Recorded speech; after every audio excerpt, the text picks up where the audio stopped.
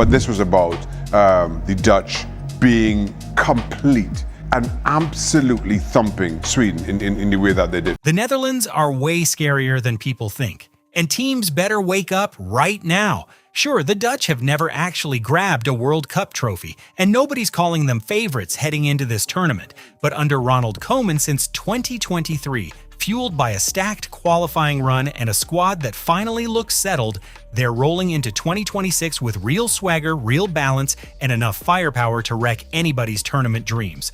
So can they finally go all the way? This isn't just a team playing the cute underdog role for headlines. This squad is genuinely built to compete for the whole trophy. The Dutch have earned a brutal, almost cruel nickname over the decades: the greatest nation to never win it all. No other country in World Cup history has finished runner-up more times without ever once lifting that golden trophy.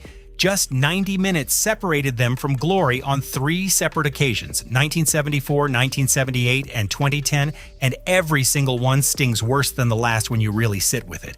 Johan Cruyff's legendary total football squad got edged 2-1 by host nation West Germany in their very first final appearance. As you might think that Somerville's having a crack here.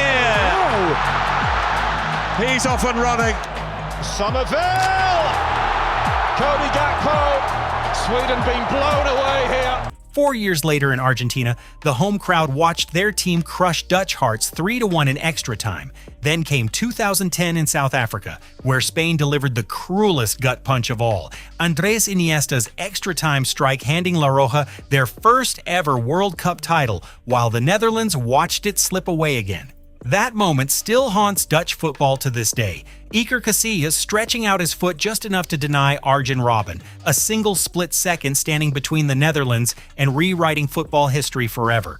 Fans still talk about that play like it happened last week. Here's the wild part though: that 2010 final loss to Spain is the last time the Dutch have actually lost a World Cup match in regular time. Across their last 14 World Cup games, not counting penalty shootouts, they've won 9 and drawn 5, an absurd run of resilience.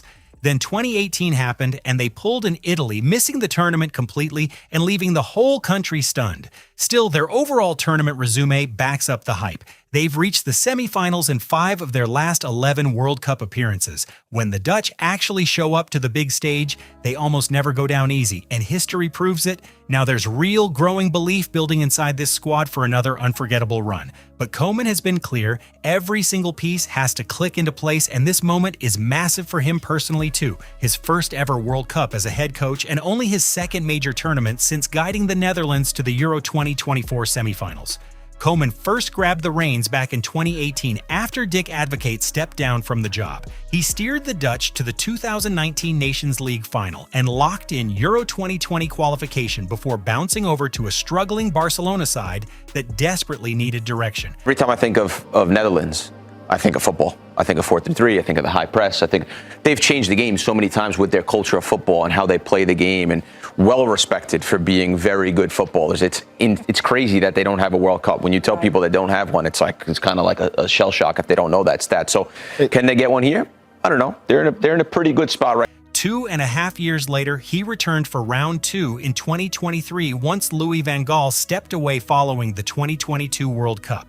Since coming back, he's pushed the Netherlands to 2 more semifinal runs, the 2023 Nations League and then Euro 2024. But his time in charge hasn't been all praise and parades. Koeman gets real credit for bringing through a fresh wave of young talent following the blueprint Van Gaal laid out before him. Still, he's taken plenty of heat for ditching the free-flowing, attacking-style Dutch fans grew up worshipping under icons like Cruyff and Rinus Michels. Maybe that's exactly the move this team needs, though. If the pretty, aesthetic version of total football keeps falling just short on the biggest stages, maybe cold, hard pragmatism is the actual cure for this decades-long World Cup curse. Unlikely, sure, but football has a way of rewriting the script when nobody expects it. The Dutch punched their ticket to the tournament by going completely unbeaten through UEFA Group G, winning 6 of 8 matches, scoring a massive 27 goals and conceding only 4. That's pure domination from start to finish. They finished 3 points clear of a stubborn Poland side who managed to draw with them twice before sealing the top spot with a thunderous 4-0 demolition of Lithuania on the very last match day. It wasn't exactly a walk in the park the whole way through, but Memphis Depay's 8 goals, the second most of anyone in all of European qualifying, made the road a whole lot smoother for everyone involved. Still, Koeman knows full well his squad isn't walking in at full strength. He sounded the alarm publicly over injury absences like Xavi Simons, Stefan de Vrij, Matthijs de Ligt, and Jurrien Timber, while Justin Kluivert and Depay himself are only just easing back from their own layoffs and might not be fully sharp right out of the gate. That's exactly why Koeman is leaning so hard on experience and reliability over flash. It's no surprise that 15 players in his 26-man squad currently play in the Premier League, second only to England's massive 21 representatives. Meanwhile, just 2 players, Guus Til and Wout Weghorst, suit up in the Eredivisie, marking a historic low point for any Dutch World Cup roster in memory. That shift actually tells a bigger story of growth, though. Back in 2022, there were 12 Eredivisie-based players and only 3 from the Premier League. Now look at how dramatically that balance has flipped.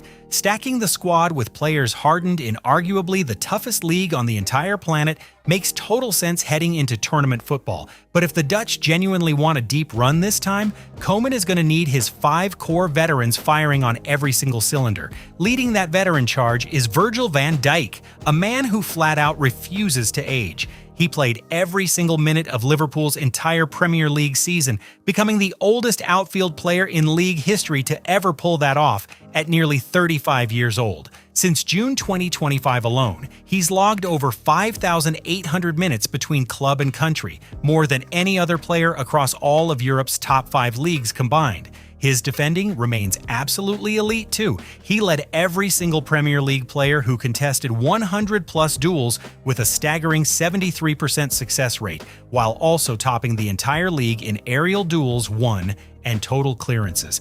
And he's still a genuine monster in the box on the other end. All 6 of his league goals last season came directly off set pieces, a weapon he carries straight into international duty. Only Ronald Koeman and Frank de Boer have scored more international goals than Van Dijk among Dutch defenders ever, with 9 of his own strikes coming from corners or free kicks alone. In a World Cup where set pieces could very easily swing entire matches, Van Dijk's aerial dominance might be the single deadliest secret weapon the Netherlands have in their entire arsenal. But if Van Dijk is the heart and soul of this team, Barcelona's Frenkie de Jong is the brain, the quiet engine that makes the whole machine actually run smoothly. His ball control is next level, full stop. Among every player in Europe's top 5 leagues who attempted 500-plus passes last season, the 29-year-old posted the single highest final third passing accuracy at a jaw-dropping 92.1%. That kind of control directly shows up in results too. Since his debut back in September 2018, the Dutch have averaged 2.5 goals per game with de Jong on the pitch, compared to just 1.9 without him, and their overall win rate jumps from 52% all the way to 63%. After missing out on Euro 2024 entirely due to injury, he's clearly hungry to finally show the whole world what he's really capable of. Up front, the real attacking danger comes from a trio: Depay, Cody Gakpo, and Denzel Dumfries. Even without a European club to his name right now, Depay remains the undisputed main man, already the all-time leading scorer in Dutch national team history with 55 goals, blowing right past legends like Robin van Persie, Dennis Bergkamp, Arjen Robben, and Ruud van Nistelrooy in the process. He's already scored at both the 2014 and 2022 World Cups and could become only the 3rd Dutchman in history to find the net at 3 completely separate tournaments. With Dutch football still starving for a true world-class striker and still leaning on Weghorst in big tournament moments, Koeman keeps trusting Depay above all else, and the raw numbers absolutely back that decision up, nearly a goal every 2 games for his country across his entire career. Gakpo is locked in as a guaranteed starter and will most likely run alongside Depay up top. Coming off a genuinely mixed season at Liverpool, he's clearly looking to make real noise on the world stage once again after already scoring 3 goals at both the 2022 World Cup and Euro 2024. The real wildcard of this entire squad, though, might just Be right back Denzel Dumfries, who absolutely loves nothing more than bombing forward into space at every opportunity. He's already racked up an impressive 11 goals and 18 assists across 71 caps, and his 5-goal contributions during this qualifying campaign alone tied for the most among every defender in Europe. Koeman's overall plan is actually pretty simple at its core. Let his 5 battle-tested veteran leaders shine on the biggest stage and build the right complementary pieces around every single one of them. Defensively, a back 4 of Dumfries, Van Dijk, Van Hecke, and Van de Ven looks genuinely rock solid. In midfield, Tijani Reinders and Ryan Gravenberch bring the energy and structure that lets De Jong fully control the tempo of every match, while Daniel Malen, fresh off a genuinely strong second half of the season with Roma, adds real firepower in support of Gakpo and Depay.